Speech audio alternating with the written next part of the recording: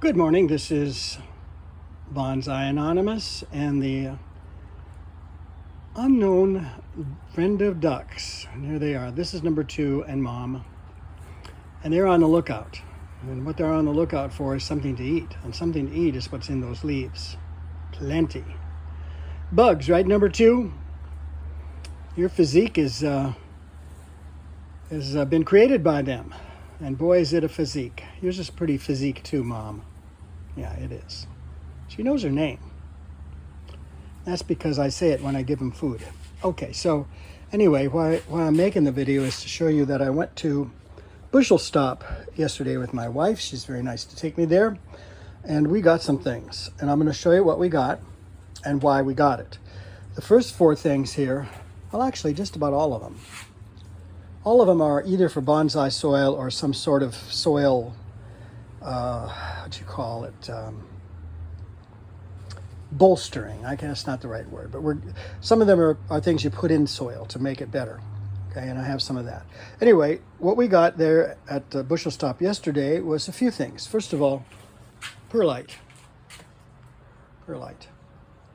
I believe that it is a fairly water resistant item. It helps with draining. That's what I think. Vermiculite down here soaks up water more. Now, please correct me if I'm wrong, but this is what I have heard. Back in the corner, we didn't get this yet. None of the, well, the perlite was yesterday, but this stuff I've had. Back in the corner, we have some charcoal, professionally made. We have some peat moss here. Orchid bark, which I really don't use much. That's my wife's. She has orchids and succulents. So what do we get?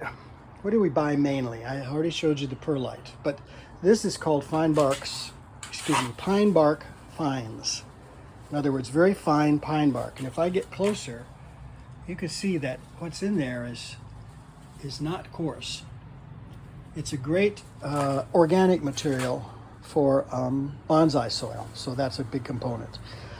And then what I used to get was gray warning track gravel, which is very attractive and goes great with this dark brown. And it's a nice addition, not only for the properties that it has, but also because of the color. That gray stuff. They didn't have it.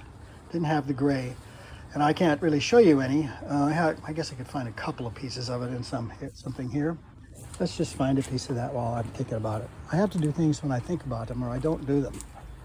Okay, so we're looking for gray. Okay, here's some. All right, this is a firebush. This is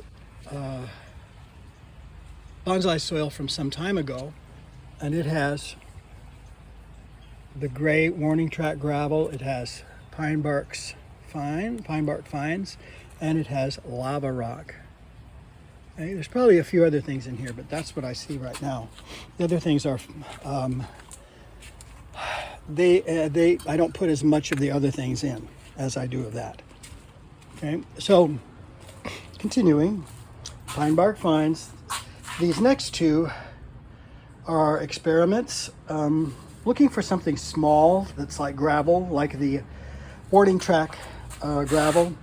That's different colored, and since they don't have, this is warning track gravel now, it's red. And so that's okay.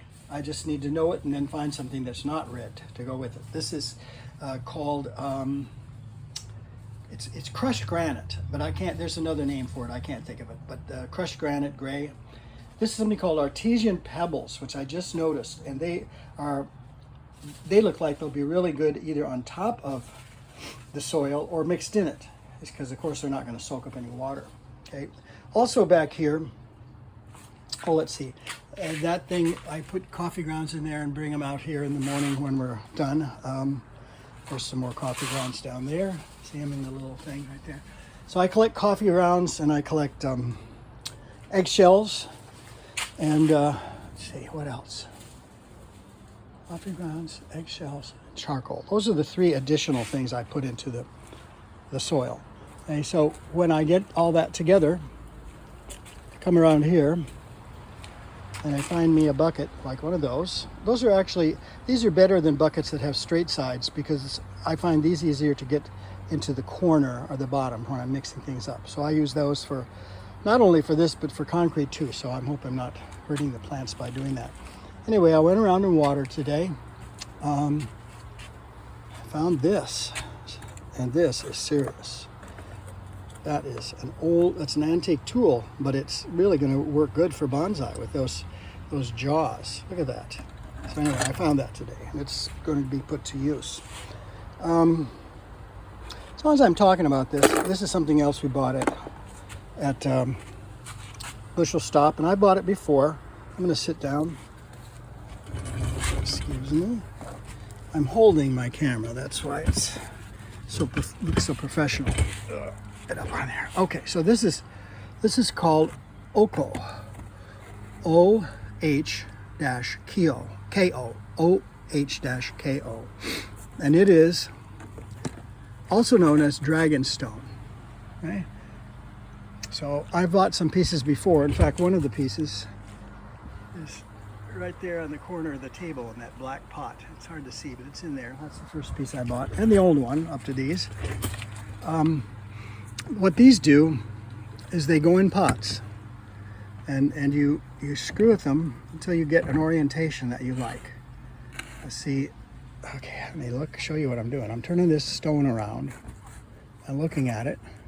It's got a nice flat bottom, which makes it so easy to put in pots. See, let me lick my finger. I like colors like that in there, and of course when there's water, it'll be colored. These holes, I don't think for the most part go through. Let's see if there's anything that goes through there. No, I don't see any that go through. Now that means that the root has to go on the outside. It can't go on the inside, because if it goes on the inside, well, I could, I guess, but if it goes on the inside right there, for example, that's as far as it goes. That's not even a thumb's worth of space. So what I'm going to put there is probably something and put the one root there, but put the main root down the side. And how I'm going to put it down the side, you'll see. I've done it before, but that's okay. It's muck. It's muck, and I have some muck that I made with Tony's recipe, and I got this big package of some other kind of muck, which I haven't even opened yet. So the muck industry is really booming right now. If an muck industry can boom. So I was looking at this, and there's so many flat spots. It has a lot of flat spots, and I don't actually know how that happens. It's almost like it's a vein of something. See, it's almost like it's like lava with tubes or something. I can't tell. Some of them actually may go through, but I'd rather not chance that, making sure the roots go on the outside. So that's the tallest that I can get out of it. Not sure it's the most interesting.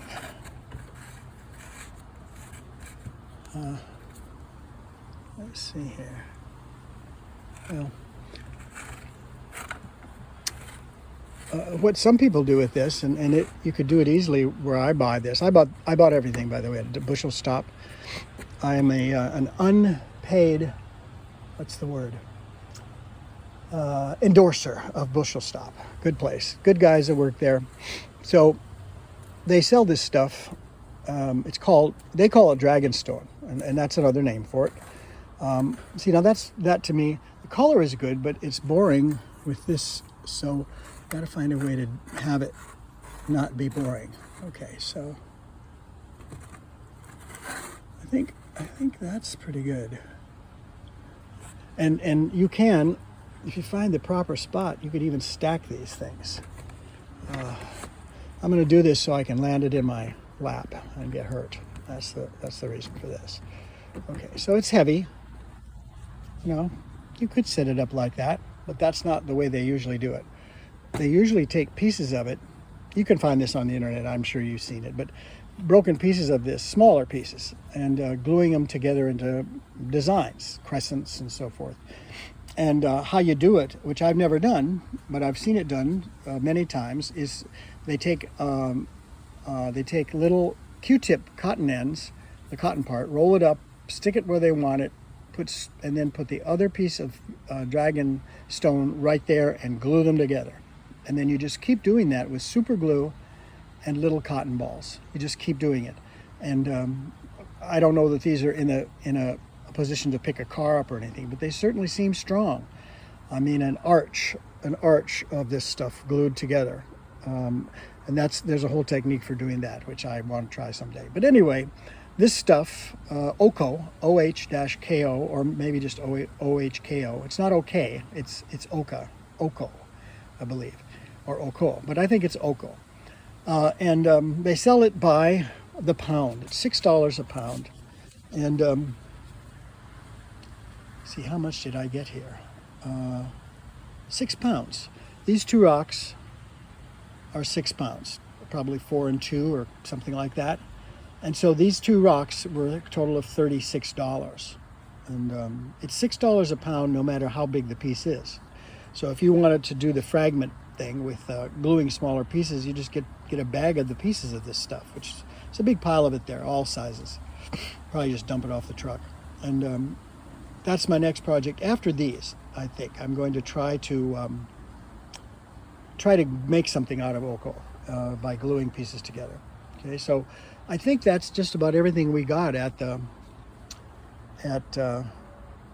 Bushel Stop. I did get some blood meal. They have it, and let me just advise you, I have blood meal up here too in that box, and I don't think you could tell the difference between the two of them chemically, but one is a lot more expensive, and they're both organic and they're both all natural, and the reason for that is they're made out of blood, which is pretty organic and natural.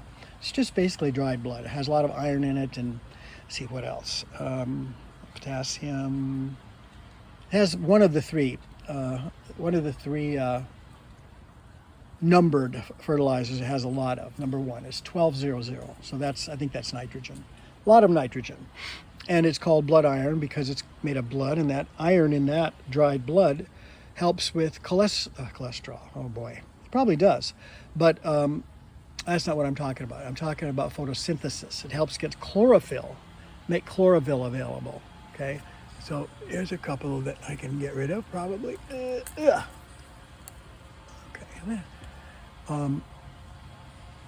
I'm so lazy today. I did a few things already, but these plants are here. This is a Mayan spinach. I know you've seen one of those before. And this is a hibiscus. And these are both here for the same reason. I like them, and they're getting eaten. So if you look here, there's not too many leaves on this hibiscus. Right at the end of the stalk, we have a little leaf that's trying, and same thing up here. But if I leave it out on the shelf, I'm not sure what eats it, but I'm thinking it's a lizard that could actually sort of climb up this, at least stand on it and get up to the leaves. They get way out on the branches. I haven't got a video of either one of them, but we have some really cool lizards in the yard. 2 great big green iguanas. One's 3 feet and one's 2. They're a pair. Then we have a basilisk lizard. If you don't know what that is, you should Google it. It's cool. We have all sorts of curly tails and anoles and Cuban anoles and all the things you're not supposed to have in the yard. It's like a supermarket for them. They just come.